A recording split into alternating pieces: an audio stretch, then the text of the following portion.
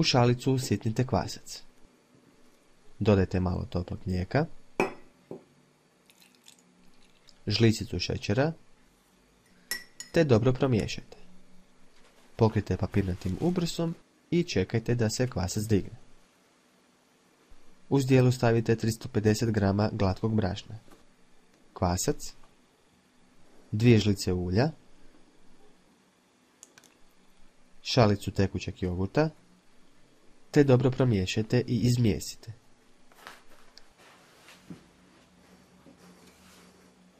Pokrijte krpom i ostavite da stoji na toplom mjestu oko pola sata.